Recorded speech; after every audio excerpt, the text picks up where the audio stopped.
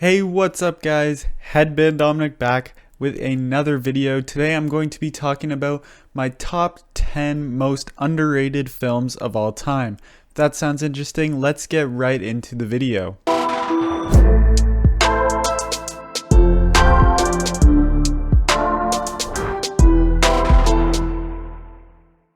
Hello everybody, my name is Dominic from Dominic Talks Movies, the best place to talk about movies, and today I'm doing a little follow-up video to my earlier most overrated movies video. There, I went over my 10 most overrated movies of all time, in my opinion of course, and let's just say that got a little bit of hate stirring, got the controversy flowing, and I will also say that that list is technically not up to date. There are a few movies that I would add and take out of that list now. So this video is not going to be like the overrated video. In that one, I counted down my top 10 most overrated films of all time, and I went from least overrated to most overrated. And for this video, I decided I'm not going to rank them because I just want to talk about some movies that I really like that don't get too much love. They don't get a super widespread love for the most part. And I just wanted to, shine some light on these movies, maybe tell you guys a little bit about why I like them and why I think they might deserve a little more love. And I just wanted to also say first and foremost that I'm sorry for the big break in uploading. I've had a ton of schoolwork. We're nearing the end of a semester right now. I have a full spring break after this week. I'm going to be posting a bunch of videos then. And then even next semester, I'm going to try and, keep up with my work and stay more consistent with YouTube uploading as well.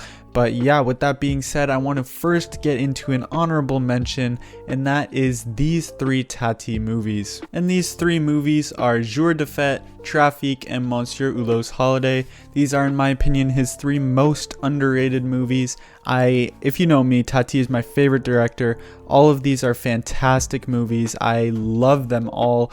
But these are the three that, in my opinion, and overall, in terms of critical consensus, these are the ones that typically get the least love out of Tati's main films. I would say excluding Parade, because not a ton of people watch that movie, let alone give it a good score. So I didn't want to get too weird and jumbled.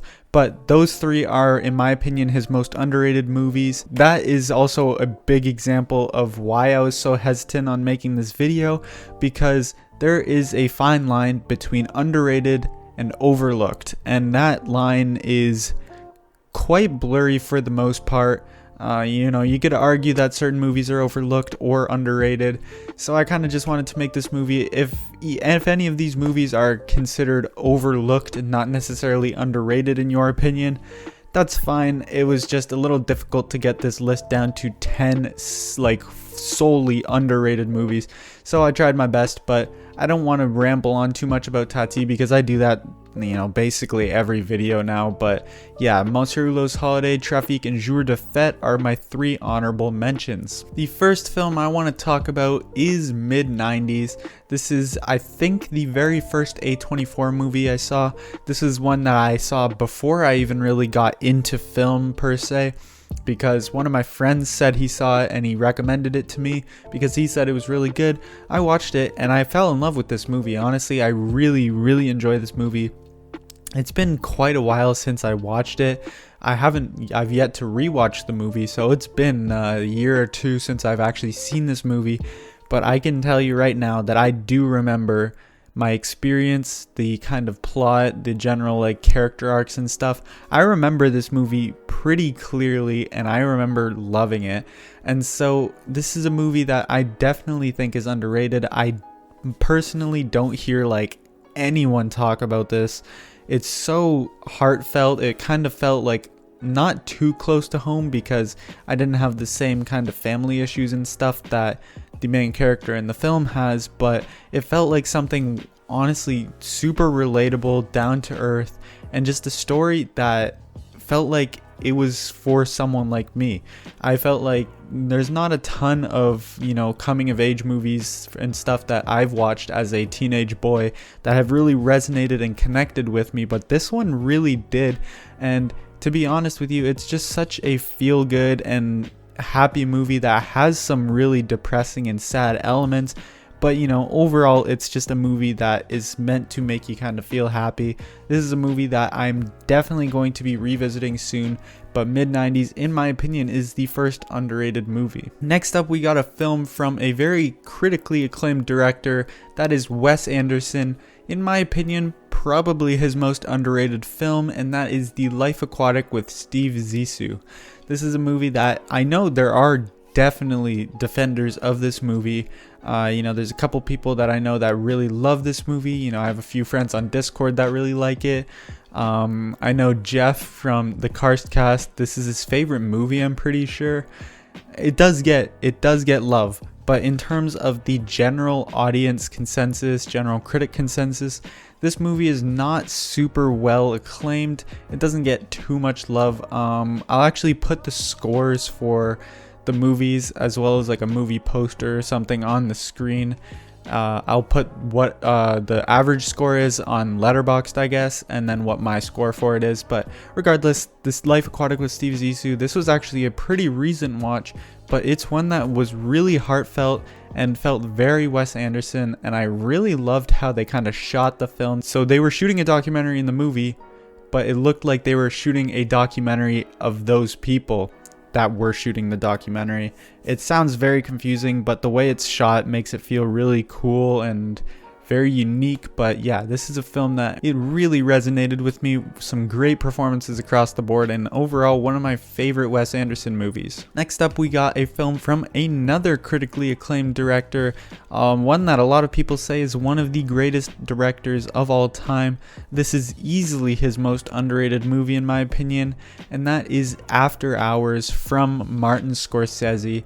I just absolutely love After Hours. It's so crazy and weird and stupid, and that is exactly what I love about this movie. You know, Martin Scorsese, for the most part, has a very defined style, a kind of style that carries out through all of his movies. In a sense, I don't want to say they're not unique, but all of his movies, in a way, kind of feel like they're uniquely his, and they feel like they kind of have like Martin Scorsese stamp on it. But After Hours feels like a movie directed by Martin Scorsese, but it feels like a completely unique and something that's completely its own compared to the rest of Martin's filmography. This movie's absolutely bonkers, wacky, crazy, and I absolutely love it for that. Next up is another film from a very critically acclaimed director, at least for the most part. That is Spike Lee, and the film that I will be talking about is She's Gotta Have It. This was, I believe, Spike's directorial debut, and it was a very confident debut at that. This man just knew exactly how he wanted to make movies and didn't care what anyone thought. He made his movies exactly how he wanted to make them. It's a very Spike Lee movie. It reminds me heavily of, you know, the style of, like, say, Do the Right Thing, except this was his first movie. The story was honestly really gripping and engaging, even though very simple and something that a lot of people might kind of look at it and kind of think of it as a pushover of a film, kind of too small scale, but I personally really enjoyed it. It felt down to earth, it felt realistic, and it felt very Spike Lee. I don't think this film gets enough talk. Now next up, this film, I know my friend Gavin the Geek will really appreciate me putting this film on the list, and that is Dr. Jekyll and Mr. Hyde from 1931. This is gotta be up there with some of my favorite horror movies of all time. It is a classic. I personally, for the most part, am a huge fan of like classic horror, you know, the 1930s and 40s, the golden age of horror. That is an age and a era of horror that I think might be my favorite era of horror. I just love the atmospheric feel. The black and white cinematography is just something I absolutely love, especially in terms of these atmospheric horror movies. But Dr. Jekyll and Mr. Hyde is one of the best Golden Age horror movies, with a phenomenal lead performance. Frederick March literally won an Oscar for acting in a horror movie, which is uncalled for. He was absolutely incredible in this movie. Mr. Hyde has got to be one of the best screen villains of all time. He's absolutely despicable. You absolutely hate the guy. but at the same time, you cannot stop watching this movie because Frederick March's performance is just fantastic. And overall, this movie is incredible with its technical aspects. You got some great editing. The makeup is fantastic. The cinematography is great. The set designs are phenomenal. You know, this is a movie that I definitely got to revisit because as much as I'd like it right now, this movie is actually fantastic the more I think about it. So I really got to get on this, rewatching this soon. And if you haven't seen it, you're missing out. You have to check this movie out if you love horror just in general, not even just for the golden age horror fans. Next up, we got my sort of Pixar section. I put a two-way tie in here because these are both movies that I think are pretty underrated Pixar movies. I wanted to group them together since they're obviously both made by Pixar, but I didn't want to take up another spot on the list. And these movies are The Incredibles 2 and The Good Dinosaur. Now, The Incredibles 2 is a movie that I really had a good fun time with. I don't think it's necessarily, I wouldn't say close to the original because the original is so phenomenal, but The Incredibles 2 is very fun. It maintains a lot of these characters. I think the one that took the biggest step down for me was Violet because she was my favorite character in the original, but she's still quite good in this movie. Everyone else is still really good. Elastigirl gets a big step up. I think overall this is just a movie. I watched it with my parents. I had such a good fun time and I enjoyed the hell out of this movie. And then the other one, The Good Dinosaur, is one that a lot of people say is the worst Pixar movie. It's terrible, it's awful. I thought it was very heartwarming, had some phenomenal animations, some of the best. I know a lot of people say it the weird and odd character designs don't really fit in with these beautiful realistic landscapes and stuff, but that never really bothered me. There's a few stupid moments, but again, this is not a perfect movie, but it had a really heartwarming and very basic story, but it worked. And I think the kind of messages and themes that they were going for definitely worked. And this is honestly one that is up there with, you know, amongst kind of my top 10 Pixar movies. And this is one that I definitely think gets way too much hate, let alone not enough love. So yeah, The Incredibles 2 and The Good Dinosaur are two Pixar movies that I personally think are underrated. Next up, I have Spider-Man 3, the Sam Raimi one. I guess it's the only Spider-Man 3 now that I think about it. I don't know why I said that, but yeah, Spider-Man 3 has always really been my favorite of the Sam Raimi Spider-Man trilogy. This was the very first one I watched. I remember one time my brother and my dad were watching it on TV when I was quite young. I was like probably 5 or 6 maybe when they were watching this. And I came downstairs accidentally, watched like a couple scenes, and I was like, wow, this is really cool. So I watched it. Ever since then, it has been my favorite of the trilogy. There's something about it that's just so epic and fun and awesome.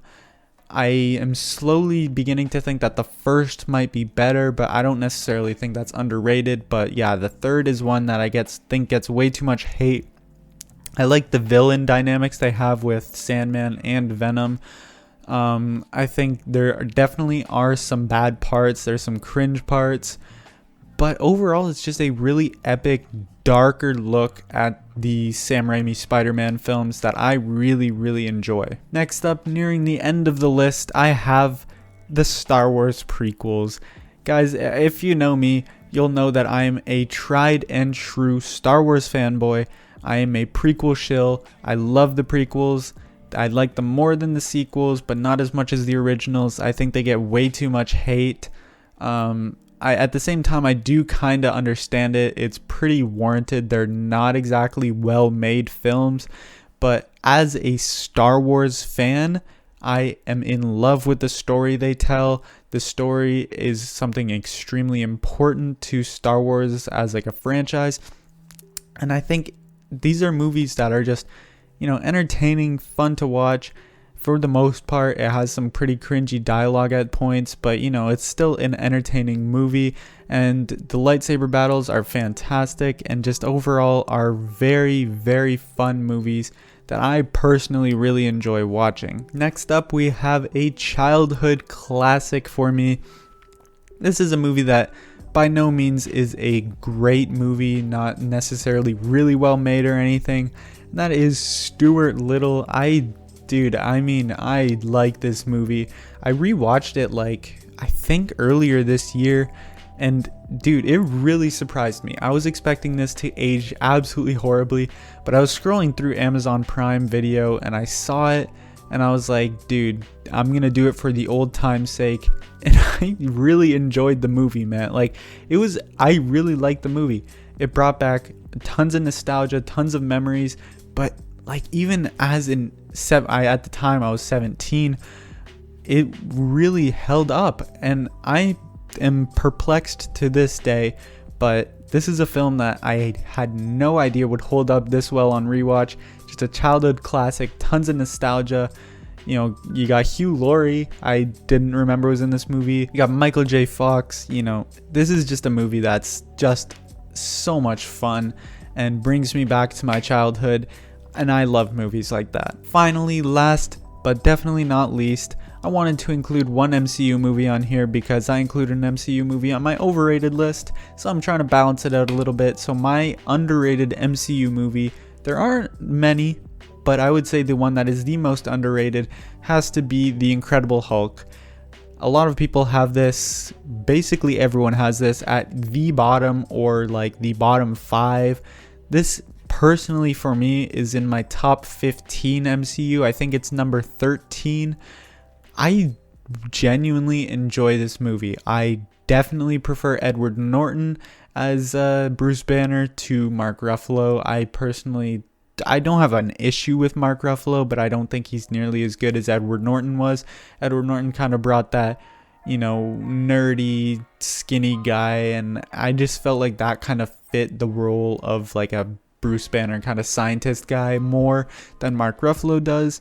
I think the tone of it really fit with the story they were trying to tell. It was kind of a tragic story of Bruce Banner and how he is the Hulk, and how he can't really do anything about it and whatnot.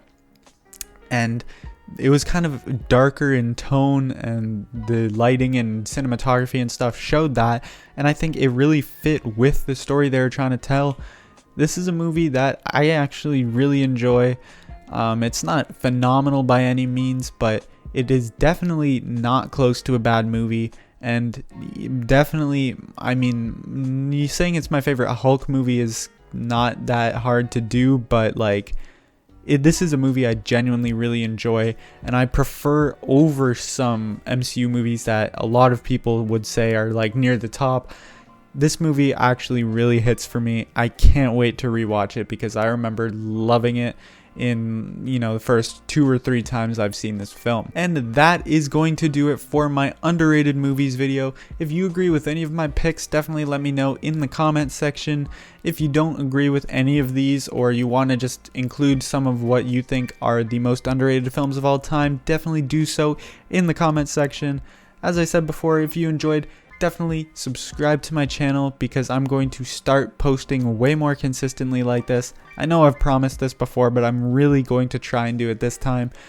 With that being said, hope you guys enjoyed. I will see you all in the next video.